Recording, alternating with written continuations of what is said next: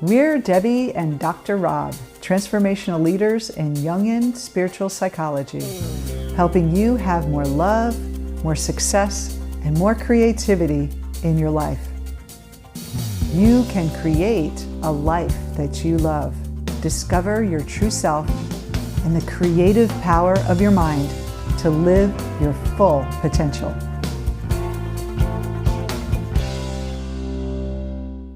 Hi, this is Debbie and Dr. Rob. We are transformational leaders helping you have more love, more success, and more creativity in your life. And this is an informal talk that we're having on video about different topics that we teach. And one of the things that we wanted to teach today is those of you who've been trying to work on themselves, trying to do personal development, maybe positive thinking, improve themselves, but feel like your results are very limited. You may feel a little better about yourself, but you're not getting that big transformation that you really want. And the reason is you're probably just focusing on the persona. That's right. In Jungian psychology, the persona is the mask we wear, and it's really useful for social interaction. In our model, we don't see anything wrong with it. We're not trying to get rid of it or even focus on it that much.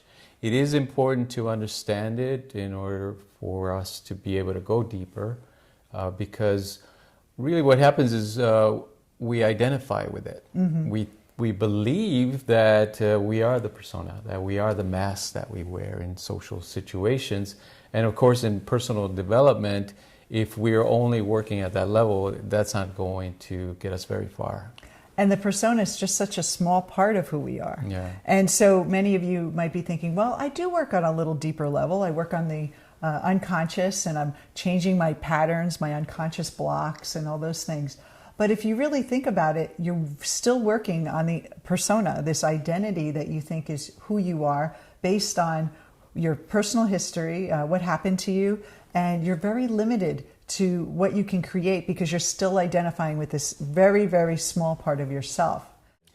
That's right. And if we really want to make changes, we have to be able to not only identify our persona, but to also understand how it's shaped our view of the world and ourselves. So it's a good exercise to think about what is our persona, mm-hmm. and how have we been playing out in our family life, in our work life, and in our social settings, right? So the persona, if we think about it as a mask, internally we have this ego that's narrating our life to us, right? It also has a lot of defenses. When the persona or the ego feel threatened, these ego defenses come to the rescue, and their whole mission is to make sure that the persona survives. Right? When we want to transform, make changes, become better in any area of our life, those defenses are going to resist. Yeah, they become a very powerful defense against change.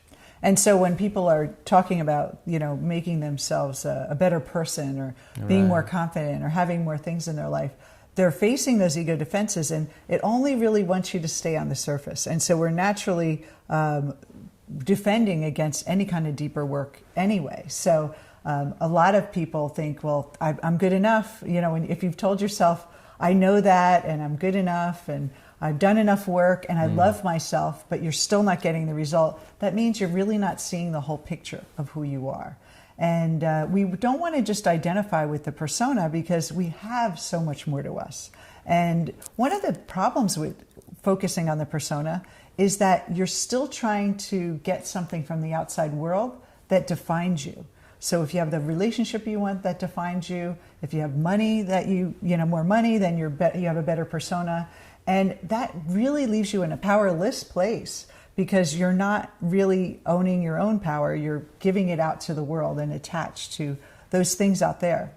And what we teach is that there's actually a deeper part of us where we can find our own power, and that is our true self, which is much different than the persona, and it's really our authentic unlimited self.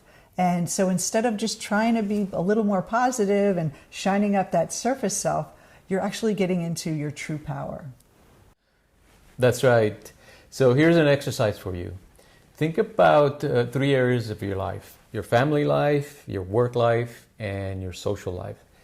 What persona do you wear? What mask do you wear in those settings? And write it down. Think about also what you reject, what doesn't fit into your persona. And that information will come in useful later as we go along. That's a great exercise. So think about that and then ask yourself too, which persona am I really? Who am I really? And look to our other videos where we go deeper into your mind and who you truly are so you can find your true self. This is Debbie and Dr. Rob signing out.